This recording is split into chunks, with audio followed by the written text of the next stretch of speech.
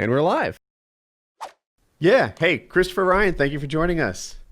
Hey, good to be here. I watched your TED Talk. I watched some of your Joe Rogan podcast, and I feel like I had to start to know you. So how did you skip a year of high school? What's the story with that? Like, so high school. You said this in the Joe Rogan podcast. You said that throughout like all of school and every job, you always cheated the system. Oh, yeah. How did you do such a thing? I didn't skip a year of high school. I may have misspoken. I skipped a year of college, though. A little over a year, actually. So that must have been what I was thinking of. High school, I went to 3 different high schools, so there was really no time to scam any one of them. I was, moving too quickly. I skipped my junior year of college. I found a loophole in the student handbook one night when I was, high, probably. Why else would I be reading the student handbook in my dorm room? And I realized, like it said, you have to complete a certain number of credits. You have to have taken these core classes, and that's what you need to move on to senior year. And I was like, I've done all that, and I'm a sophomore, so why do I need to be here next year? And I went to the administration, and they were like, well, it's an unspoken, assumption you're going to be here. And I was like, yeah, but that's not what it says. And they were like, okay, fuck you. And so I left. I went to Alaska, and they changed the student handbook immediately. I like that. So, and what'd you do in Alaska? You just salted the earth and left. I'm sorry, sorry for those who came after. And then I actually scammed my way out of 2/3 of my senior year. I spent that time in Mexico, but the administration thought I was on campus because I did 6 independent studies classes. I sort of schemed with professors. I went to the professors and I said, actually, I'm taking credit for this. It wasn't my idea, because after I spent a year in Alaska, I had to go back to school for senior year because that was in the book. You got to be here. And so I went back, and I had been on the road for close to a year. I'd been living in my tent, and I'd been in prison, and I'd done all this crazy shit in Alaska, and I was done with college. I was just fucking out of there. But my dad convinced me to go back and get my degree, and that was good advice. But I refused to go back and live in the dorm. So I lived in my tent in this patch of woods out near the art museum, and they didn't like that, and that caused another problem. And then I was hanging out one night with the dean of students and the head of the English department, who were both friends of mine, and we were, getting high and talking about life, and I was bitching and complaining about how stupid it was that I had to be in college, even though I was like, I had done what I came there to do, right? And the dean said, well, why don't you just fuck off and go to Mexico or someplace? He was an anthropologist, actually. And I said, well, I can't, because, there's this regulation, and he said, look, here's what happens. Professors sign the paper for independent studies, then it comes to me, I sign the paper, it goes in a file, and no one ever sees it again. So I took the hint. I went to professors and I said, hey, do you think I'd learn more being here or traveling in Mexico? And I found 3 for each term, 6 different professors who said, yeah, Mexico. And I was like, will you sign this, please? And don't ask me any questions. And I'm like, all right. Did you get credits for nothing? Or did you I got A's. Those are the best grades I ever got. I got 6 A's. You breezed past the prison thing, but how did you end up in prison while you were just Forrest Gumping around the world through college? I had been traveling with these guys I met on the ferry going up the Inside Passage in Alaska, and you take the boat from Seattle up the coast through all these islands to Skagway or Haines, and then you hitchhike from there up through the Yukon, and it was a big, probably 10 days, either sleeping in our tents or, getting rides. And then we finally got a long ride all the way to Fairbanks. And when we got to Fairbanks, we hadn't showered, and we'd been eating, salami and chocolates or whatever we had in our bag, nuts and stuff. And so the first place we went was this laundromat that also had showers.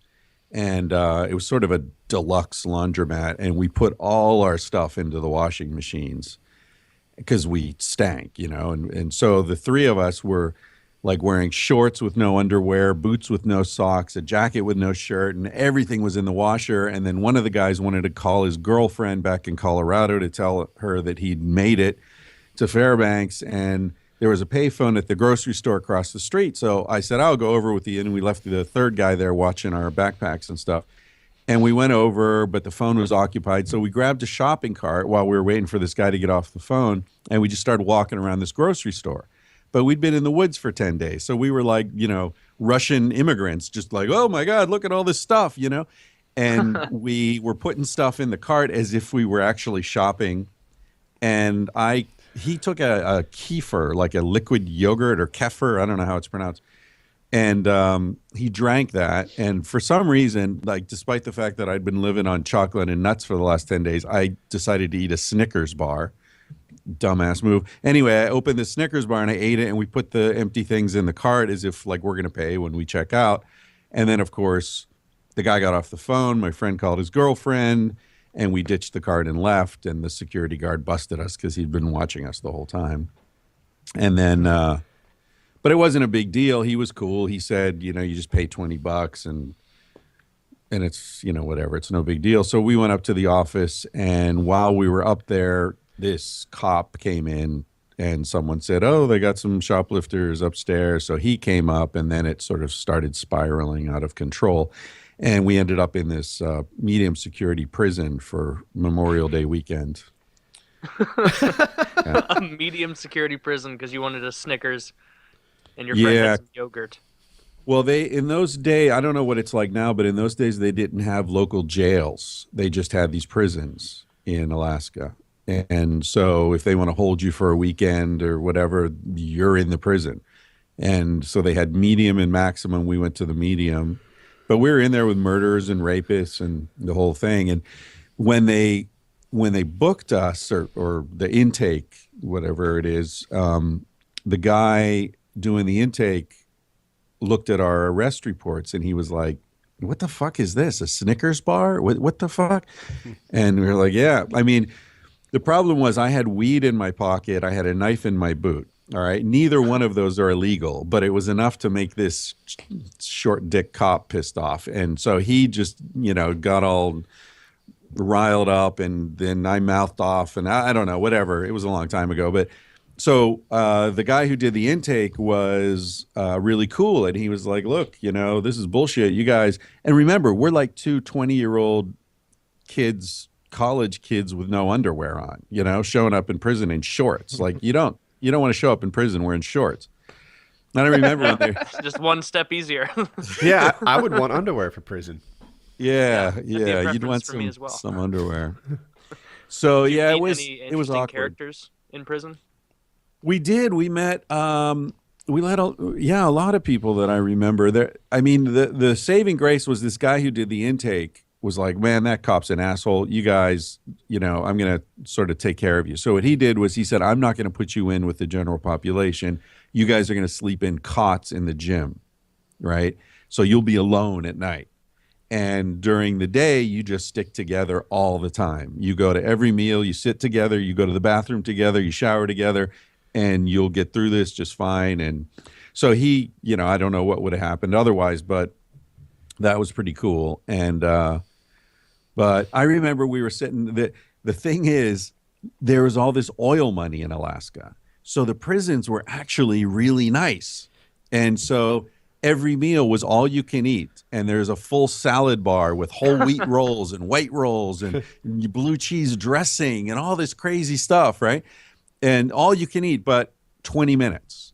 So it was just like, this feeding frenzy. I remember we were sitting at this table, and there was this guy across the table who looked like, I don't know, you guys are probably too young to remember this guy, but there were like in the 70s, there were all these revenge movies. What was his name? Charles Bronson. Mm-hmm. Charles, like mustache and tattoos and muscles and kind of mean looking. Creasy. Well, that's what this guy looked like. And he was like, challenge, and he looked up and he said, this is the best fucking prison I've ever been in. Yeah, man. Us too. So you got are you a doctor? A PhD? I have a PhD. Yeah. Did you So cheat your way through that, or legit? I hope you cheated your way through. Find a loophole. well, yeah. I mean, if I did, I wouldn't want to tell you about it, would I? No, All my they can't take credibility it would now. just be destroyed. No, I didn't cheat my way through it, but I went to a school that is extremely flexible in terms of what you want to study, and I was very, very lucky that I hooked University of up Phoenix. with. Huh? University of Phoenix, I said. No, but something like that. No, it's fully accredited, and it's actually a good school. They only do masters and PhD, and only in psychology. So there's no undergrad, and it's a lot of self-directed kind of stuff. So you decide what you want to study, hook up. It's sort of an Oxford, Cambridge educational system. So you hook up with a professor who's an expert in the area that you want to learn, and it's more of a mentorship kind of situation. And I was lucky enough to become friends with Stanley Krippner, who's a world-renowned expert in all sorts of things: paranormal, parapsychology, mythology, ethnobotany. He's a fascinating guy. So anyway, he really guided me through the doctoral process.